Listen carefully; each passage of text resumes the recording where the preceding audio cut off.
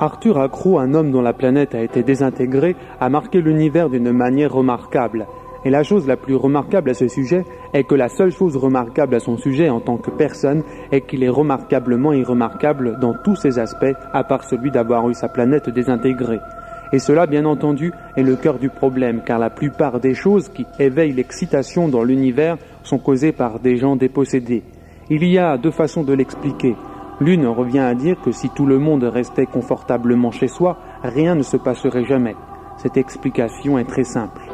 L'autre revient à dire, comme Olan Caulfield en long et en large dans son livre « Tout ce que vous avez toujours voulu savoir sur la culpabilité tout en ayant trop honte pour le demander », que chaque être dans l'univers est scotché sur son lieu de naissance par de toutes petites attaches de forces invisibles composées de petites quantités de culpabilité.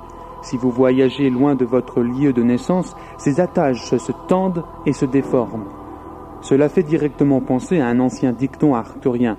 Quelle que soit la rapidité à laquelle le corps voyage, l'âme voyage à la vitesse d'un méga-chameau arthurien. Ce qui revient à dire, en ces temps de générateurs d'improbabilité et d'hyperespace, que les âmes de la plupart des gens errent sans protection dans le vide de l'espace, dans un état de confusion. Voilà en tout cas qui expliquerait beaucoup de choses. De la même façon, si votre lieu de naissance est en fait détruit, ou comme dans le cas d'Arthur Accro désintégré, ostensiblement pour faire place à une nouvelle déviation hyperspatiale, alors ces attaches sont rompues et pendouillent lamentablement. Il n'y a plus personne à nourrir, plus de baleines à sauver, plus de vaisselle à laver. Et ces attaches pendouillantes de culpabilité peuvent sérieusement déranger le continuum espace-temps. Nous avons déjà vu comment Arthur a causé par inadvertance une guerre entre Sberbians et Croatians. Nous allons à présent voir, sous peu, comment ce terrien parfaitement irremarquable s'est rendu responsable de la matérialisation du cœur en or, dans une caverne très mystérieuse, située sur l'encore plus mystérieuse planète Mon-Petit-Grand. Facteur d'improbabilité d'un contre un. La normalité est restituée. Il semblerait que nous soyons dans une grotte, les mecs. Vous aimez les grottes? Il y a quelque chose de vraiment très étrange chez celle-ci. Ouais, bah pas de quoi refroidir mon enthousiasme en tout cas. Bon allez, sortons. Elle est vraiment très froide. Et vous savez où ça me donne à penser? Parce que la planète Mon-Petit-Grand sur laquelle nous avons atterri est supposée avoir une atmosphère très chaude. Eh, peut-être sommes-nous sur une montagne? Non, il n'y a pas de montagne sur Mon-Petit-Grand. Bon, bien sortons d'ici et allons jeter un coup d'œil. Un peu d'action nous fera pas de mal. De l'action? Dans une grotte? Ah, sur Mon-Petit-Grand. Ouais, dans une grotte, n'importe où. Tu crées ta propre action. Ouvre le sas de sortie, ordinateur. Ok. Allez-y, et passez un bon moment. Je suis sûr que ce sera très cool. Amène le robot, Arthur. Je suis tout à fait capable de m'amener tout seul. Sait-on jamais, on trouvera peut-être un endroit où l'enterrer.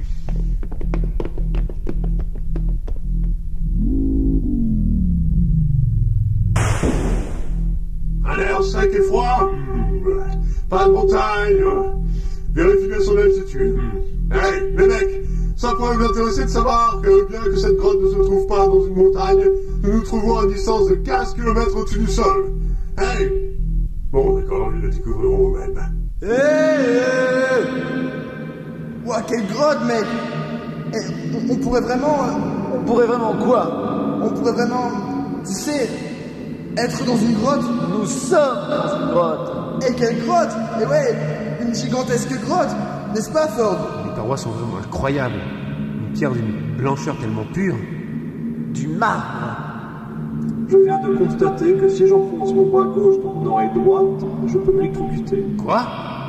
Définitivement. Ah bon? Je peux le faire n'importe quand. Vous n'avez qu'à demander. Hey, calme-tu, Marvin. Pourquoi sommes-nous ici? Eh oh, tu veux pas t'y mettre toi ici, hein? Non, je veux dire dans cette grotte. Pourquoi? Qu'est-ce que ça peut faire? Sûrement le générateur d'improbabilité. Étrange forme. L'ouverture est parfaitement circulaire. Vous pouvez voir quelque chose dans la distance? Seulement le ciel. On doit être à l'intérieur d'une montagne. Je vais aller jeter un coup d'œil dehors. Ok. Au fait, tu as entendu l'ordinateur nous appeler juste avant que le sas ne se ferme? Oh, et on voit paître cet ordinateur. J'espère qu'il chopera un court-circuit. Ça n'a probablement aucune importance. J'en ai pour 1 minute. Très bien. Zappy, qu'est-ce que tu fais? Je gèle, mec. Chaque fois que je respire, j'ai besoin d'un pic à glace pour ne pas voir ma gorge transformer en iceberg. Oui. Étrange. L'ordinateur disait que l'atmosphère était censée être riche et chaude.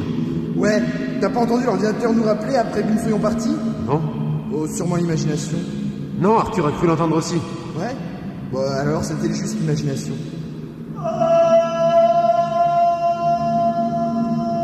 Cette grotte est bizarre, non? Ouais, elle est vraiment étrange. T'as pas entendu un son juste maintenant? Un son? Non, une sorte de... Non. Arthur! On dirait qu'il n'est pas dans le coin. Je me demandais juste s'il avait entendu. Pas l'impression. Non? Eh, cette pierre, Ce marbre. ce marbre. Ce marbre couvert de glace. Ouais, il est aussi glissant que... Quelle est la chose la plus glissante à laquelle je peux penser? Là, maintenant? Dans ce marbre? Bien, ce marbre est aussi glissant que ce marbre. Oh, Zappy!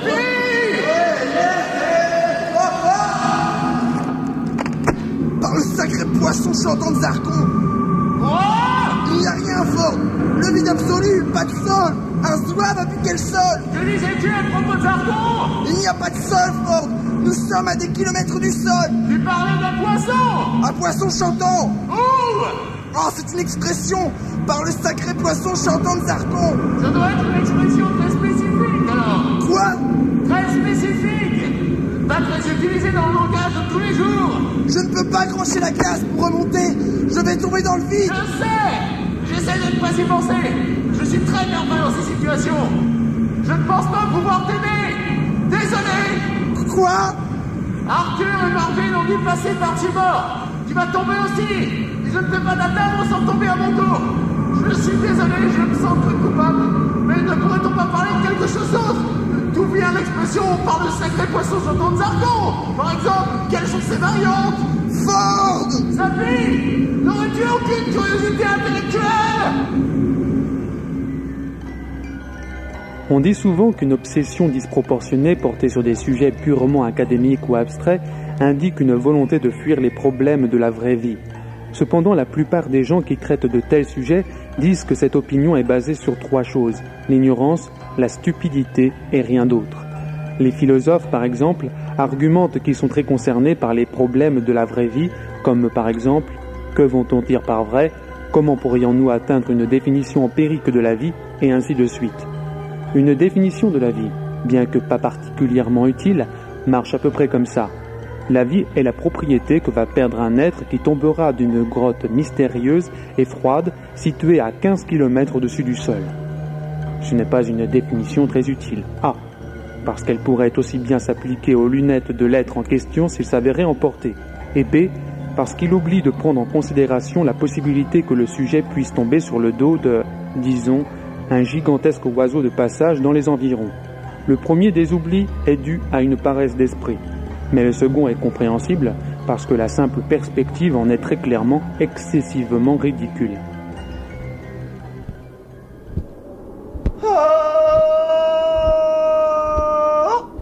Voyons, c'est excessivement ridicule. Quoi? Lâche-moi le coup. Ah non! Allez, lâche-le. Je ne peux pas! Si, tu le peux. C'est très simple. Desserre tes mains et envole-toi. Mais je ne peux pas voler! Alors, qu'est-ce que tu fais à cette altitude? Je tombe! Bon, bien, continue. Mais la chute me tuera! Tu aurais dû y penser avant de commencer.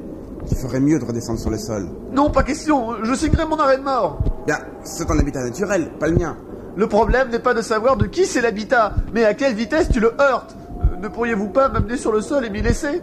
Non, je te laisse ici. Je ne vais pas plus bas. Mais... Non, écoute. Ma race a depuis longtemps passé l'âge du sol, et je ne veux rien en savoir. Si le bon Zarkon avait voulu qu'on marche, alors il nous aurait donné des tennis. Ok, d'accord.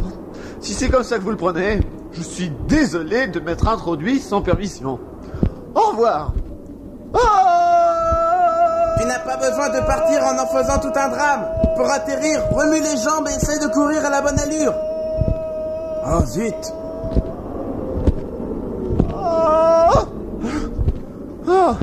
Encore vous. Oui, je viens juste d'y penser. D'où es-tu tombé? Foutez le camp. Dis-moi d'abord d'où tu es tombé. D'une gigantesque grotte en marbre dans le ciel. Tu étais dans la tasse? Que voulez-vous dire, quelle tasse? La tasse. Elle fait partie de la statue. Quelle statue? La statue. Je ne sais pas de quoi vous parlez. Foutez le camp. Tu veux dire que tu n'as pas vu la statue? Non, j'aurais dû. Elle est bien. Foutez le camp. Vos griffes me creusent le dos. La seule chose décente que nos ancêtres aient faite, viens, je vais te montrer. Je veux descendre, je ne veux pas monter. Là, tu la vois? Quoi? Regarde en haut. Vous me bousillez le dos. Ce sera bientôt terminé. Regarde, c'est ça. Ça ressemble, on dirait, une tasse en plastique qui pend dans le ciel. Mais elle fait bien 500 mètres de long. On dirait du plastique. Pourtant, c'est sculpté dans du marbre. Mais le poids, comment ça peut tenir? Qu'est-ce qui la maintient en l'air? L'art. L'art? C'est seulement une partie de la statue principale. 15 km de haut. Elle est juste derrière nous. Et je vais en faire le tour dans un court instant. 15 km de haut? C'est très impressionnant vu d'ici, avec les rayons du matin qui l'effleurent. Mais c'est quoi? Qu'est-ce qui mérite une statue de 15 km de hauteur?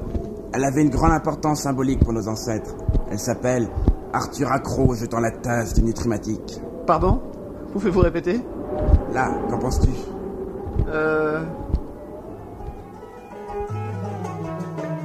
Le guide du routeur galactique est un compagnon indispensable pour tous ceux qui désirent donner un sens à leur vie dans un univers complexe et confus. Car bien qu'il ne soit pas utile ou informatif sur tous les sujets, il clame d'une façon réassurante que là où il est inexact, il l'est définitivement. En cas de divergence importante avec la réalité, c'est toujours cette dernière qui a tort. Les omissions du guide sont moins aisément rationalisées. Il n'y a rien dans ces nombreuses pages pour vous indiquer sur quelle planète vous pouvez vous attendre à rencontrer une statue de vous-même d'une hauteur de 15 km, ni comment réagir s'il est immédiatement apparent qu'elle a été colonisée par un troupeau d'oiseaux géants, immondes et nauséabonds, avec tous les problèmes de cosmétique que cela implique. Le passage du guide le plus à même d'apporter une aide à des personnes confrontées à une telle épreuve se trouve page 7028 et est intitulé « Attendez-vous à l'inattendu ». Cet avertissement a agacé de nombreux autostoppeurs parce que A. c'est facile et B. c'est une contradiction dans les termes. En fait, le meilleur conseil qu'il a à offrir en cette situation se trouve sur la couverture où il est écrit en larges lettres amicales « Pas de panique ». Pas mal, non? Pas de panique, pas de panique. Que dis-tu? Que voudriez-vous que je dise? Ainsi suis-je sur une planète inconnue, pendu aux griffes d'un oiseau géant, sans vouloir vous offenser, et à qui il vient l'idée de me faire faire le tour d'une statue de moi-même d'une hauteur de 15 km. Que voudriez-vous que je dise? Très ressemblant, à part que le nez est un peu trop crochu. Ressemblance? Quant aux substances blessantes qui strient mon visage, elles n'ont rien à voir avec la réalité. Ressemblance par rapport à toi? Tu es Arthur Accro? Oui. L'Arthur Accro? L'Arthur Accro, je ne sais pas, mais celui-là, c'est moi. Puis-je vous demander d'où elle vient? Nos ancêtres l'ont érigée il y a plusieurs siècles. Pas de panique. Mais c'est vraiment incroyable. Ne comptez pas sur moi pour vous contredire. Je pense que tu devrais venir faire la connaissance des autres. Ils vont être terriblement surpris. De même pour vous, je crois. Où est-ce que vous vivez tous? Dans ton oreille gauche. Accroche-toi, on va plonger à l'intérieur.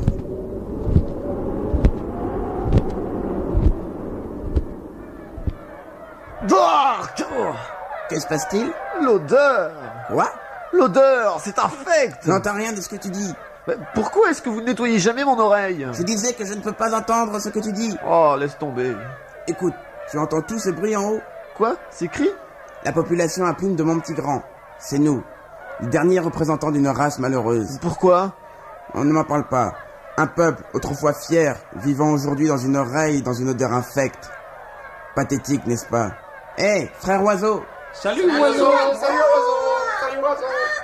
Vous n'avez pas de nom? Pourquoi faire? Oiseau, je vous amène un visiteur. Après toutes ces années, il vient nous rendre visite. Voici Arthur Accro. Arthur Accro! Arthur Accro! Qu'est-ce que je dois dire? Et juste bonjour. Oh, bonjour? Il est un peu petit, non? Je ne comprends pas vraiment ce qui se passe. Pourquoi est-ce qu'ils font ce bruit épouvantable? Notre chef vient pour te parler. Votre chef? Vous avez un chef? Oui, nous l'appelons le vieil oiseau sage. Ah, c'est lui, n'est-ce pas? C'est lui. Je vois. Ah, Arthur Accro! Arthur Accro, bien sûr. Désolé, devrais-je vous connaître? Me connaître? Ah, probablement que non. Je ne suis que celui qu'ils sont assez généreux pour appeler le vieil oiseau sage. Bien, Arthur Accro, laissez-moi vous dire avec toute ma franche admiration... Pourquoi de l'admiration? Qu'ai-je fait? J'ai juste jeté une tasse. Et à travers toutes les générations qui se sont succédées depuis que nous avons déserté la surface de cette planète, que nous nous sommes débarrassés de nos membres superflus, que nous avons secoué la poussière de nos machins trop chouettes. Vous quoi? Votre figure a été... Secouer la poussière de quoi? A été la bougie solitaire qui a illuminé les recoins de nos minuscules cerveaux d'oiseaux. Pourquoi est-ce qu'il ne veut pas répéter de quoi vous avez secoué la poussière? Ne peut-on pas revenir un peu en arrière? La lumière. Apportez la lumière pour que nous puissions contempler le visage d'Arthur Accro. Oh, vraiment, c'est dégueulasse ici!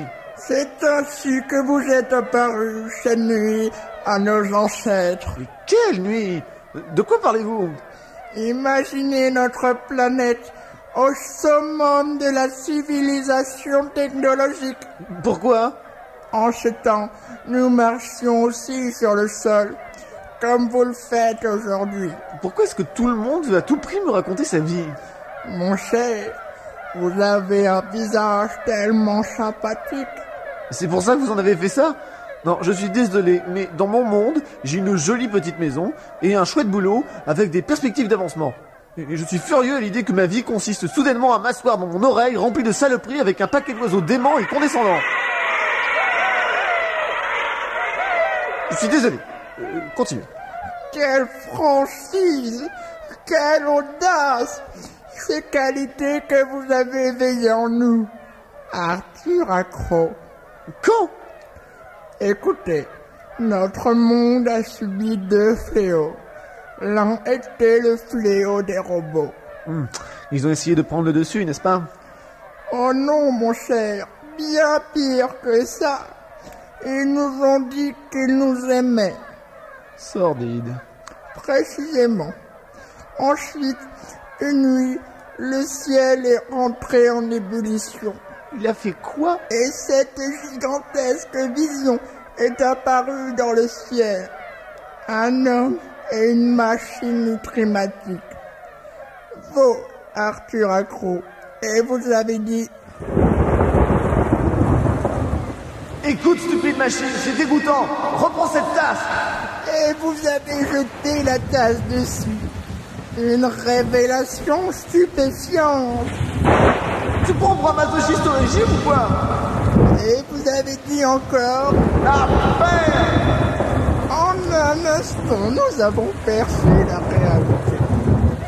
Ce n'est pas parce que ces petites épaves nous aiment qu'on est pour autant obligé de leur rendre. Et cette nuit-là, nous avons fait une rafle pour ramasser tous ces petits monstres. Sortez vos lave-vaisselle! Ôtez vos montres digitales avec alarme réveil matin! Sortez vos jeux d'échecs télé! Sortez vos automates jardiniers, vos profmatiques, vos amantèques! Sortez vos amis robots d'intérieur! Arrachez leurs cartes! Que se passe-t-il? Ne vous aimons-nous pas assez? N'avons-nous pas pris soin de vous? Travaillé pour vous? Pensé pour vous? Avant de pas jouer, partager avec vous? Fermez-la, petit crapaud! Arrachez les cartes! Et nous les avons envoyés travailler à l'édification de la statue, érigée en pense-bête éternelle. Après quoi, nous les avons envoyés comme esclaves sur une planète où ils servent de postiches continentaux. De quoi? De postiches d'arbres pour les mondes qui ont consommé toute leur forêt. Ah, mais au sujet de la statue, comment faites-vous pour faire tenir la tasse où elle est sans support? Elle reste où elle est parce que c'est artistiquement vrai. Quoi? La loi de gravité n'est pas aussi indiscriminatoire qu'on le pense trop souvent. Tu apprends ce genre de choses quand tu es un oiseau. Mais au départ, vous n'étiez pas des oiseaux. Nous avons été forcés de révoluer à cause du second fléau. Notre civilisation était déjà trop avancée quand nous nous sommes débarrassés du fléau des robots. Ah, l'ennemi était déjà sur nous. Mais de quel ennemi vous parlez? C'est trop terrifiant pour en parler. Imaginez ça. Nous marchions. Et alors, qu'est-ce que ça de mal? Rien. Nous allions flâner, faire du jogging. Nous marchions, nous nous baladions, nous organisions des 500 mètres haies. Des 500 mètres haies. Des 500 mètres haies, ouais. Imaginez ce que ressentaient nos ancêtres.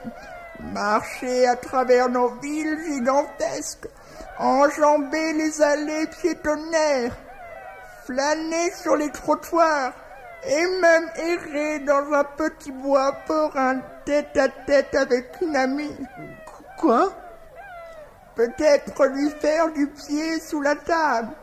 Et elle raconterait comment elle a marché jusqu'ici, comment elle a flâné jusque-là, errant parmi les magasins.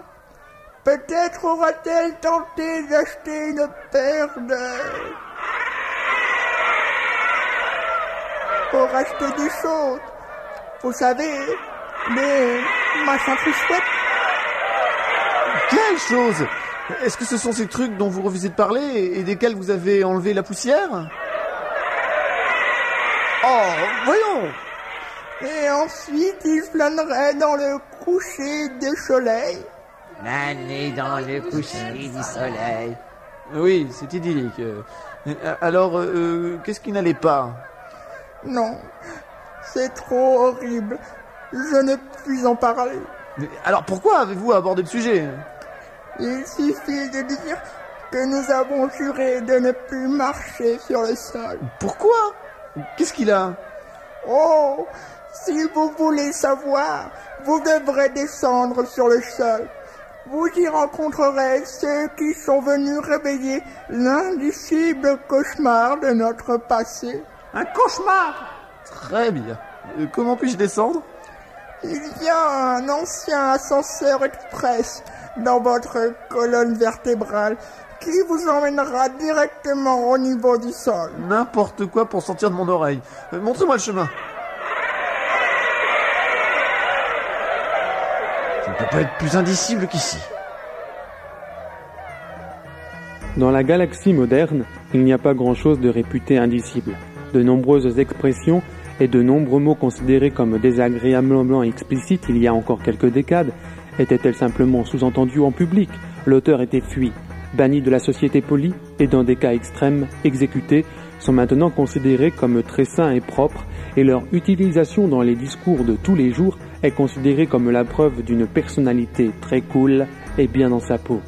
Ainsi, par exemple, quand dans un récent discours, le ministre des Finances de la royauté de Ciao la Vista osa dire que du fait que personne ne produisait de nourriture depuis déjà un bon bout de temps, que le roi semblait mort et que la plus grande partie de la population était en vacances depuis 3 ans, l'économie était à présent dans une situation de joue-joue-flop. Tout le monde était si content qu'il se soit senti capable de le dire que personne ne se rendit compte que leur civilisation vieille de 500 000 ans venait de s'effondrer en l'espace d'une nuit. Bien que des mots comme joue-joue-flop, touir-long-guidon et sprouch soient à présent tout à fait acceptables dans le langage courant, il y a encore un mot qui reste tabou. Le concept qu'il incarne est tellement révoltant que la publication ou la radiodiffusion en est strictement interdite dans tous les coins de l'univers, sauf dans un seul qui ne sait pas ce que cela signifie. Ce mot est Belgique. Et il est seulement utilisé par des personnes sans foi ni loi, comme Zappy BBC, dans des situations d'extrême provocation, comme... Je vais te dire encore une chose intéressante! Je ne veux pas qu'on me dise des choses intéressantes. Je ne veux pas être stimulé ou relaxé ou encore avoir mon horizon culturel élargi. Je veux juste qu'on me secoue. Ford, je veux juste être secouru. Je suis désolé! Je t'ai déjà dit, pas question! En Belgique, mec! Belgique! D'accord. Je vais chercher ma serviette. Ta serviette? Oui. Je vais m'attacher à un bout et je vais te lancer l'autre. Compris? Compris? Ok, tire. Je tire.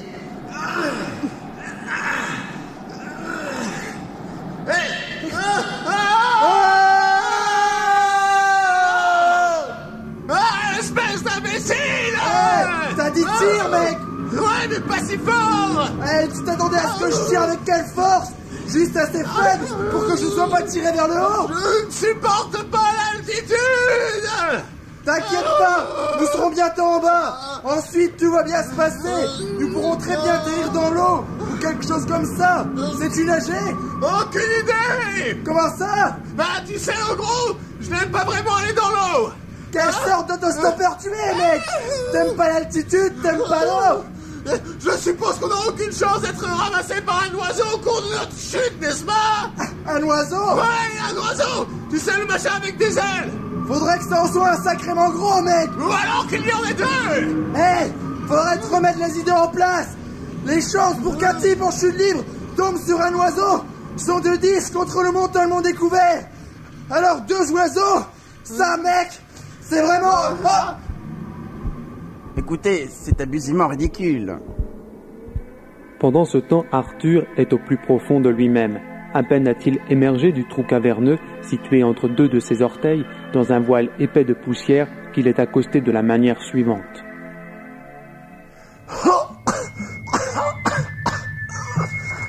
Halt! Qui va là? Quoi? Ami ou ennemi? Qui? Moi? Ami ou ennemi? Est-ce que je vous connais? Réponds! Ami ou ennemi? Bien, sans vous connaître, c'est difficile à dire. Je veux dire, j'aime bien quelques personnes et d'autres pas autant. Réponds!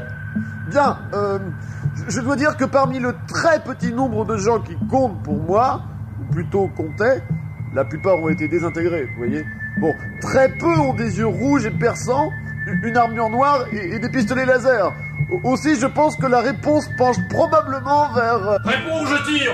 Ah, j'ai bien peur que cela ne fasse que consolider mon opinion. Je ne pense pas que nous deviendrons amis. Cette planète est la propriété de la corporation de Nyctorib. Les intrus doivent être abattus. La propriété de qui? Mais et les oiseaux alors? Vous êtes entré en communication avec les pervers emplumés? Bien, on a plutôt discuté. Bon, je n'ai pas compris grand-chose pour être honnête. Que voulez-vous dire par pervers? Pervers, subversif. Tous les pervers, subversifs et intrus doivent être abattus. Bien, ça devrait vous tenir occupé, hein. Bon, au revoir. Halt! Je vous ordonne de vous arrêter! Oh, putain de godasse! Halt! Qui va là? Ami ou ennemi? Ce que vous voulez! Halt ou je tire! Oh, putain de godasse! Hey, descendez ici! Quoi?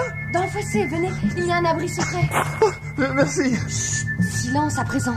Qui êtes-vous? Une archéologue. Quoi? Une archéologue? Oui! Mais que faites-vous ici? Je creuse, je recherche, j'essaie de rester vivante. Avec tout cela dehors? Justement parce que tout cela sont dehors. Avec tous leurs fusils laser et leurs armures et... Oui! Bizarre, on dirait qu'ils boitent tous. Oui! Pourquoi? Des ampoules. Ah, c'est pour ça qu'ils boitent? Oui!